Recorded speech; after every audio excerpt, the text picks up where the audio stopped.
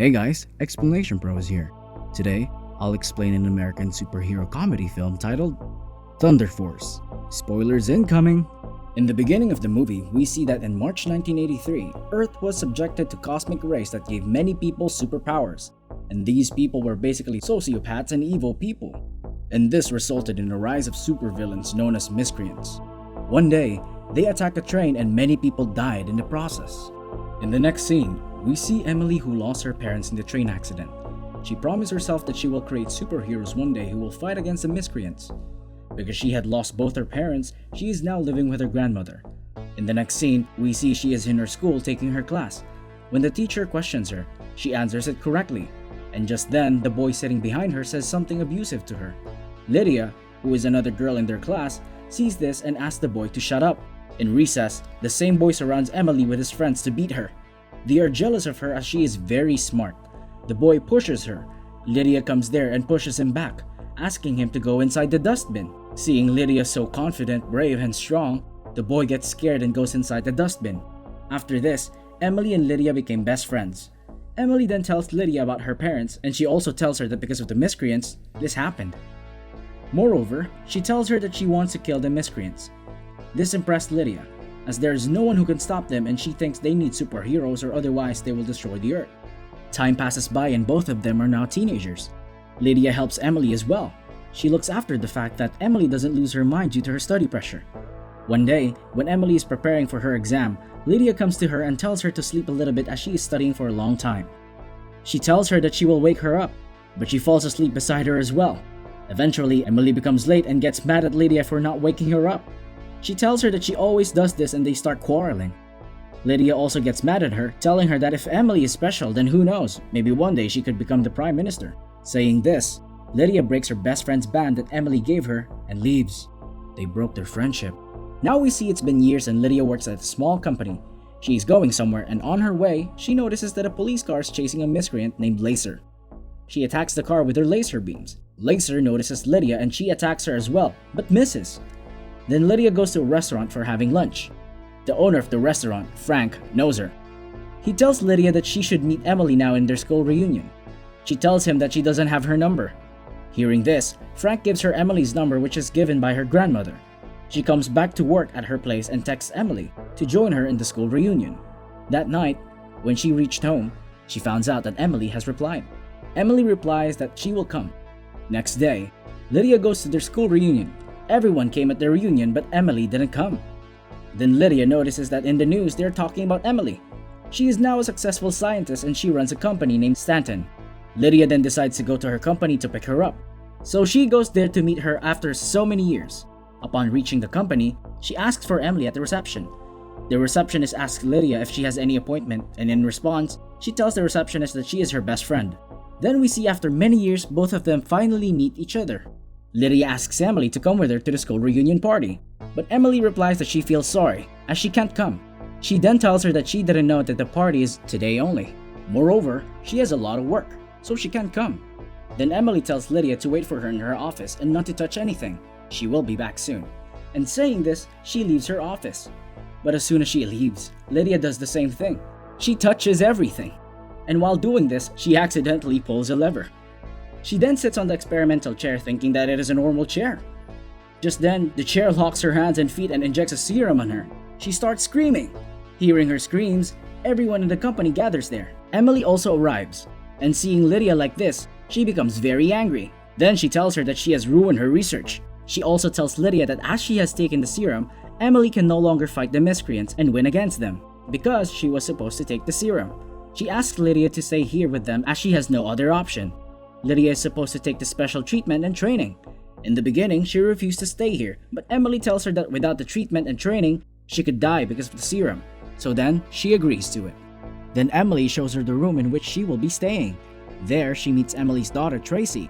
This shocks her completely as Emily never told her about her daughter. Then from the next day, Lydia starts her training and treatment. Along with her, Emily also starts taking her invisibility pills. Actually, Emily wanted to take both the serum and the pill for herself, but Lydia now has one of them, which will give her super strength.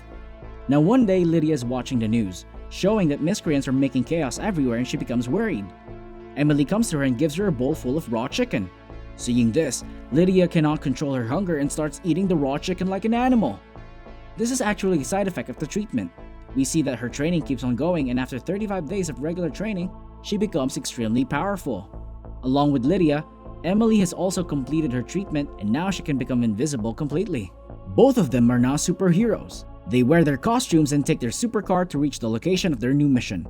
Tracy and her new assistant Allie are leading them. Emily and Lydia go to a shop where miscreants have attacked to steal from the shop. Both of them then start fighting with the miscreants and they begin to beat each miscreant present there. In the meantime, Lydia meets a miscreant named Jerry who is a crab. After some time, Jerry leaves the store with his team. The owner then asks Emily if they also belong to the miscreant team. In response, she replies that they are Thunder Force and they are superheroes. Then a video of them goes viral.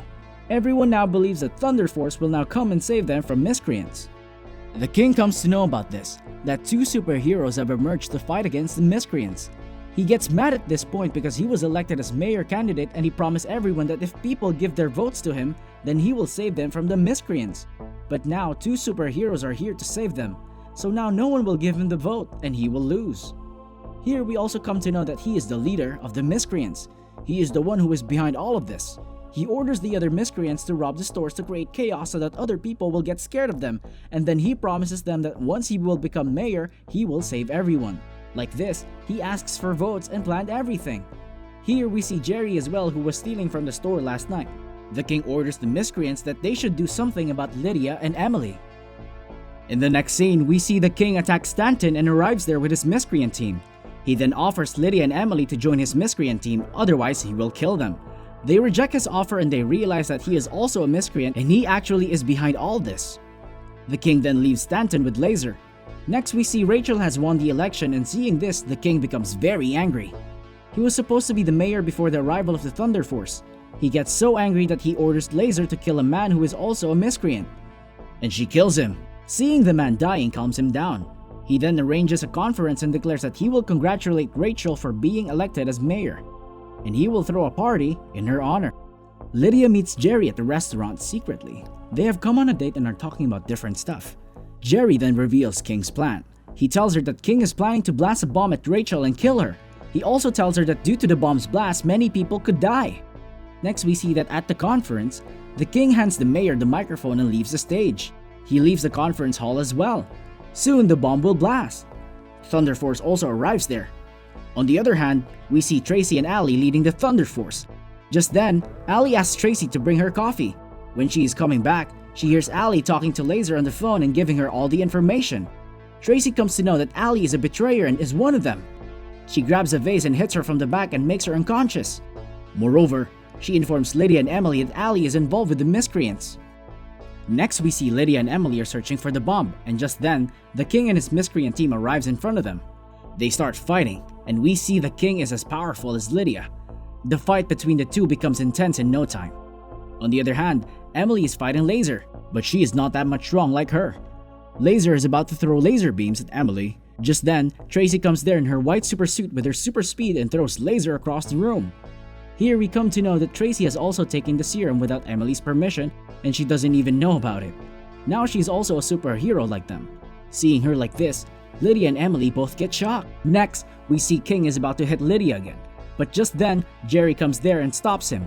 He shows his courage and bravery against his boss for the first time. He tries to save her.